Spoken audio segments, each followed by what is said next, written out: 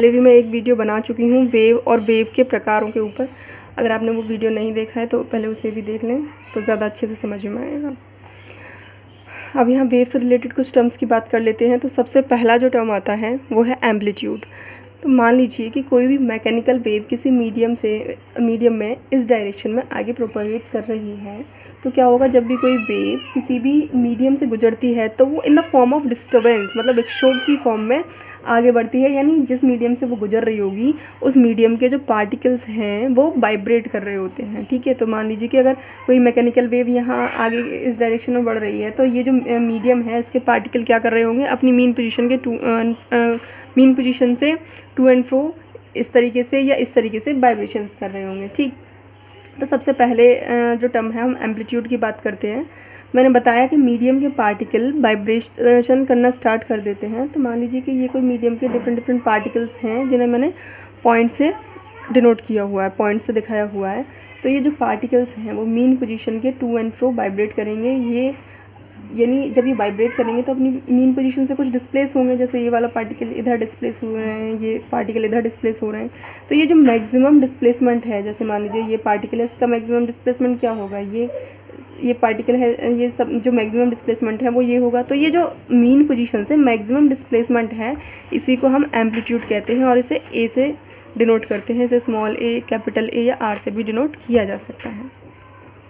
Next हम बात करते हैं आवर्तकाल की या टाइम पीरियड की। तो इसे सिंपल वर्ड्स में हम ऐसे भी समझ सकते हैं कि एक साइकिल को कंप्लीट करने में जितना टाइम पीरियड लगता है उसे आवर्तकाल कहेंगे। या फिर अदर वर्ड्स में हम ये भी कह सकते हैं, जैसे कि अगर कोई भी वेव यहाँ से इस डायरेक्शन में यहाँ मूव करती है तो यहाँ वाला जो पार्टिकल है और यहाँ वाला जो पार्टिकल है उनके बीच में जो फेज़ डिफरेंस होगा वो 2 पाई का होगा। ठीक है, तो हम इसकी डेफिनेशन इस तरीके से भी बोल सकते हैं कि तरंग संचरण की स्थिति में अगर माध्यम के कंपन करते हुए किसी कण की कला में यानी फेज़ में 2 पाई रेडियन का कलांतर उत्पन्न हो जाए तो मतलब 2 पाई रेडियन का कलांतर उत्पन्न करने में जो समय लगा है उसे आवर्तकाल कहते हैं और इसे कैपिटल टी से डिनोट करते हैं। इसका जो यूनिट होगी वो सेकंड हो जाएगी एंड डायमेंशन m0l0t1 हो जाएगी। ठीक, नेक्स्ट जो क्वांटिटी है उसे नेक्स्ट फिजिकल क्वांटिटी को हम फ्रीक्वेंसी यानी आवृत्ति कहेंगे। इसे नेक्स्ट को हम समझते हैं फ्रीक्वेंसी क्या होती है। इसे पहले तो n या f से डिनोट करते हैं, ये समझ लीजिए। फ्रीक्वेंसी क्या होती है कि हमें पता है कि अगर यहाँ किसी मीडियम से कोई वेव प्रोपगेट कर रही है तो मीडियम के पार्टिकल वाइब्रेशंस करेंगे। तो यूनिट टाइम में यानी 1 सेकेंड में जितने वाइब्रेशंस होते हैं उन वाइब्रेशंस की संख्या को ही हम क्या कहते हैं, फ्रीक्वेंसी कहते हैं। एंड फ्रीक्वेंसी जो होती है वो टाइम पीरियड की इन्वर्सली प्रोपोर्शनल होती है, इसलिए हम लिख सकते हैं n = 1/t और इसकी यूनिट हर्ट्ज होती है एंड डायमेंशन इसकी m0l0t-1 हो जाएगी। नेक्स्ट हम बात करते हैं कोणीय आवृत्ति यानी एंगुलर फ्रीक्वेंसी की।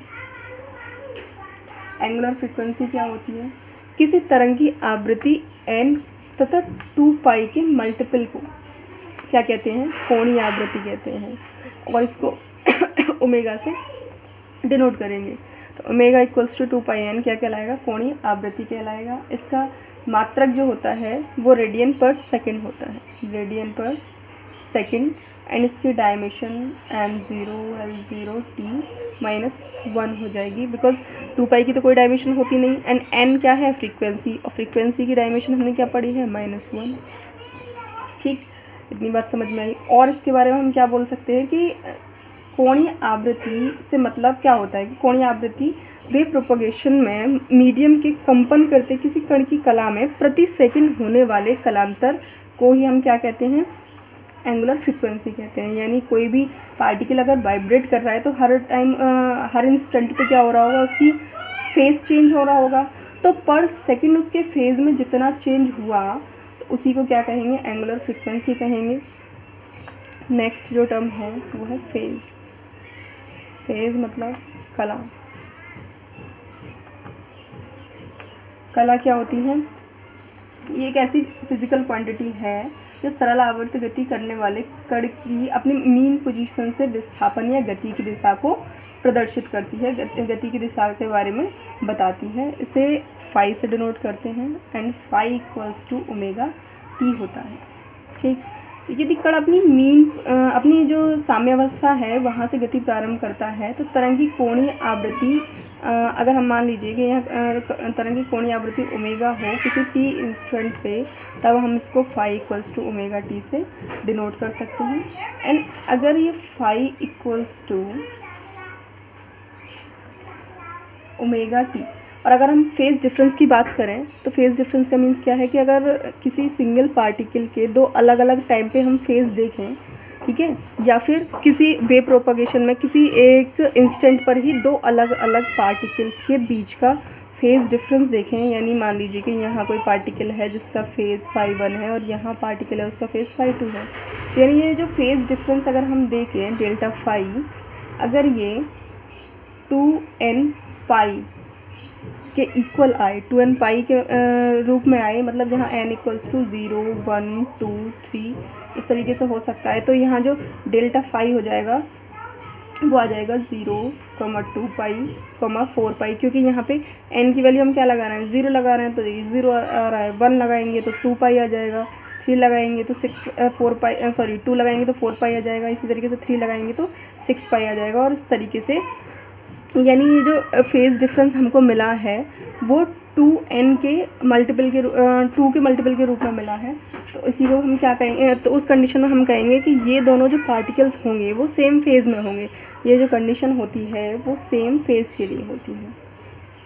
ठीक, इसी तरीके से अगर मान लीजिए कि ये ही सेम दो पार्टिकल्स, इनके बीच का जो फेज़ डिफरेंस है वो 2n-1 पाई के रूप में मिलता है, तो देखो 2n-1 पाई से मीन्स क्या है कि पाई का ऑड मल्टीपल। 2n से मतलब क्या है कि अगर किसी भी नंबर को 2 से मल्टीप्लाई किया जाएगा तो वो इवन हो गया और उसमें से एक घटा के क्या मिल जाएगा, ऑड। तो यानी ये जो फेज़ डिफरेंस है वो ऑड मल्टीपल है पाई का, ठीक है। और यहाँ पे n equals to 1, 2, 3 and so on. तो ये जो फेज़ डिफरेंस हमको मिलेगा वो पाई, 3 पाई, 5 पाई की फॉर्म में मिलेगा, ठीक है। तो मान लीजिए कि अगर यहाँ ये जो पार्टिकल है फाई 1 जिसका फेज़ फाई 1 है और जिसका दूसरा पार्टिकल जिसका फेज़ फाई 2 है, इन दोनों के बीच में अगर फेज़ डिफरेंस पाई, 3 पाई, 5 पाई यानी 2n-1 पाई के मल्टीपल की फॉर्म में मिलता है, तो ये दोनों पार्टिकल्स जो होंगे वो अपोजिट फेज़ में होंगे, ठीक है। तो ये बात आपको समझ में आ गई होगी। नेक्स्ट मैं बात करती हूँ वेवलेंथ की, तरंग दैर्घ्य।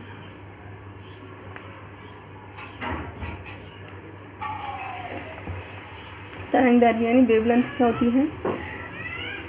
जब वेव प्रोपगेट कर रही है तो कोई भी दो क्रस्ट, क्रमागत क्रस्ट या दो ट्रफ के बीच की जो डिस्टेंस होती है वो वेवलेंथ कहलाती है, यानी लैम्डा कहलाती है। जैसे मान लीजिए ये वेव है, इस तरीके से ये प्रोपगेट कर रही है, तो कोई भी दो क्रस्ट के बीच की जो डिस्टेंस होगी वो क्या कहलाएगी, वेवलेंथ कहलाएगी। या फिर एक कंप्लीट साइकिल, यानी यहाँ से यहाँ तक जाने में एक कंप्लीट साइकिल होगी, इस कंप्लीट साइकिल में जितनी डिस्टेंस कवर की गई होगी वो भी क्या कहलाती है, वेवलेंथ कहलाती है।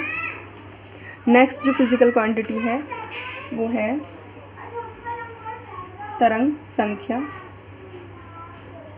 यानी वेव नंबर। वेव नंबर क्या होता है, नाम से समझ में आ रहा होगा कि तरंगों की संख्या, और तरंगों की संख्या किसमें, 1 मीटर की लंबाई में। मान लीजिए कि यहाँ से यहाँ तक की जो लंबाई है वो 1 मीटर की है, तो इसमें क्या होगा, ये वेव प्रोपगेट कर रही होंगी, ठीक है।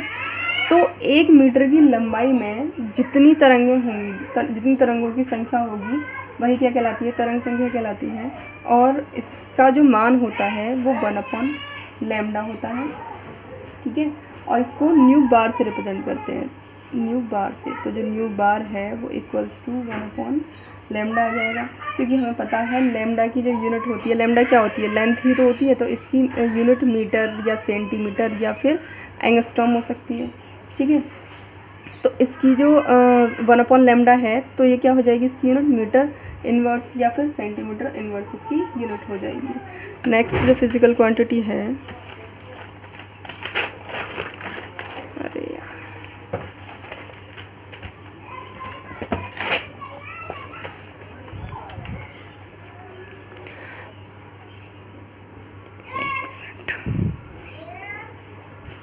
नेक्स्ट जो फिजिकल क्वांटिटी है वो है कोणीय तरंग संख्या। कोणीय तरंग संख्या अर्थात angular wave number. Angular wave number को के से डिनोट किया जाता है, ठीक है। और ये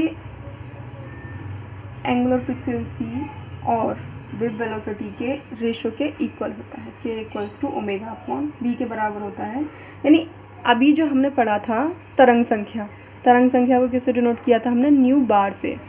जैसे कि हमने पहले स्टडी की थी फ्रीक्वेंसी को हमने डिनोट किया एम से, और एंगुलर फ्रीक्वेंसी जब हमने बताई तो उसमें एंगुलर फ्रीक्वेंसी हो जाती है 2πn, यानी फ्रीक्वेंसी में 2π से मल्टीप्लाई कर दिया एंगुलर फ्रीक्वेंसी निकालने के लिए। सेम हमारा जो वेव नंबर होता है उसको हम न्यू बार से रिप्रेजेंट करते हैं, ठीक। वेव नंबर न्यू बार होता है। एंड अगर हमें एंगुलर वेव नंबर निकालना है तो उसको 2π से मल्टीप्लाई करके 2π न्यू बार, वो किसके इक्वल हो जाएगा, एंगुलर वेव नंबर के। तो के इक्वल्स टू क्या हो गया, 2π न्यू बार। और इसको हम कैसे भी निकाल सकते हैं, ये देखिए हमने बताया कि K equals to omega upon B होता है। तो ओमेगा इक्वल्स टू 2πn और B equals to N lambda. तो एन से एन कट जाएगा तो ये 2π अपॉन लैम्डा बचेगा।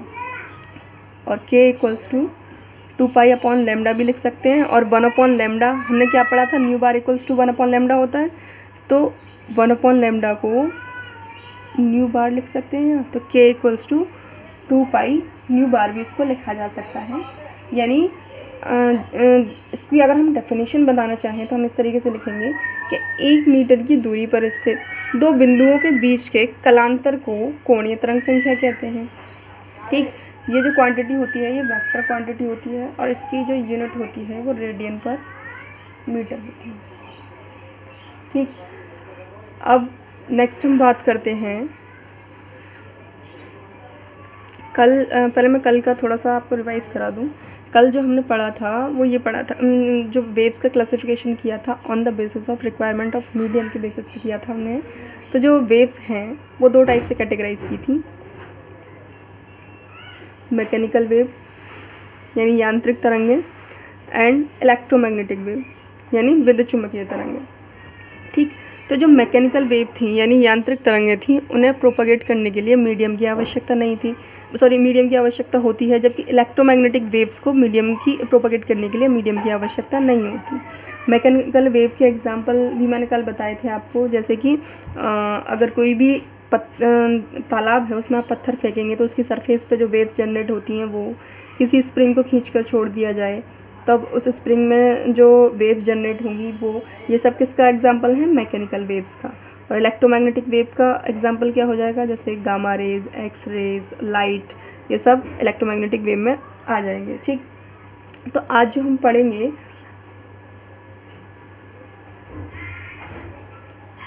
मैंने कल एक चीज़ और बताई थी आपको कि मैकेनिकल वेव को हमने 2 टाइप से क्लासिफाई किया था, on the basis of the vibration of medium, यानी मीडियम के जो पार्टिकल हैं वो जिस तरीके से वाइब्रेशन करते हैं उनके वाइब्रेशंस के आधार पर हमने इसको 2 टाइप से कैटेगराइज किया था। पहली थी अनुप्रस्थ तरंगें और दूसरी थी अनुदैर्घ्य तरंगें। अनुप्रस्थ तरंगों को बोलते हैं ट्रांसवर्स वेव्स, अनुदैर्घ्य तरंगों को बोलते हैं लॉन्गिट्यूडनल वेव्स, ठीक। तो ट्रांसवर्स वेव्स और लॉन्गिट्यूडनल वेव के बारे में मैंने कल अच्छे से समझा दिया था आपको, एक बार थोड़ा सा और रिवाइज करा देती हूँ कि जब भी मैकेनिकल वेव किसी मीडियम से प्रोपोगेट करती हैं तो मीडियम के पार्टिकल्स वाइब्रेट करने लग जाते हैं।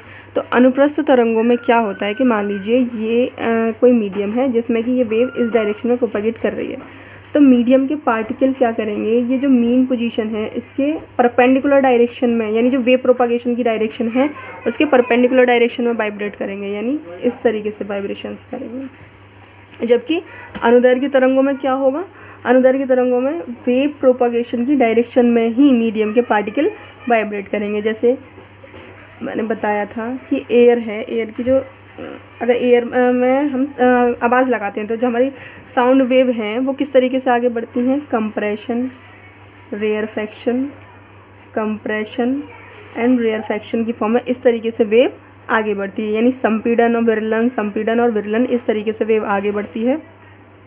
यानी ये जो वाइब्रेशन है वो किस दिशा में है, जिस डायरेक्शन में वेव प्रोपागेट कर रही है उसी डायरेक्शन में मीडियम के पार्टिकल वाइब्रेट करते हैं। ठीक, तो आपको अनुप्रस्थ और अनुदैर्घ्य तरंगें समझ में आ गया होगा। नेक्स्ट हम बात करेंगे अनुप्रस्थ और अनुदैर्घ्य तरंगों की चाल क्या होती है डिफरेंट मीडियम में। तो सबसे पहले अनुप्रस्थ तरंगों की चाल, अनुप्रस्थ तरंगों की चाल। फर्स्ट, ठोसों में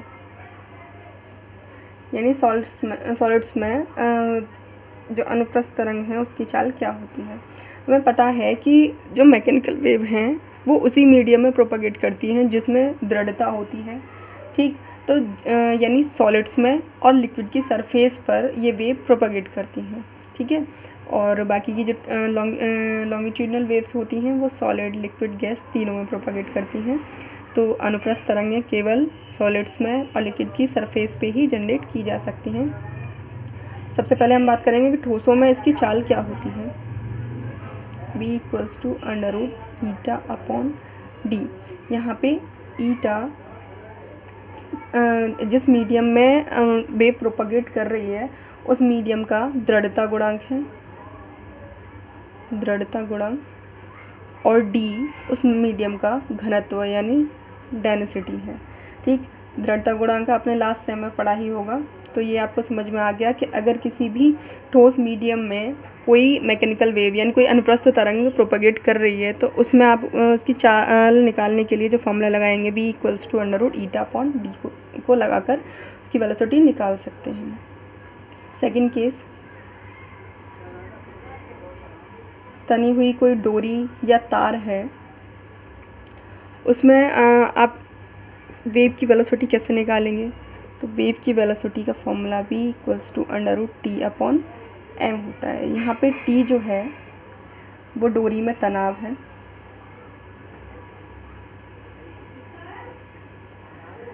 D जो है, सॉरी D नहीं, स्मॉल m जो है वो एकांक लंबाई का द्रव्यमान,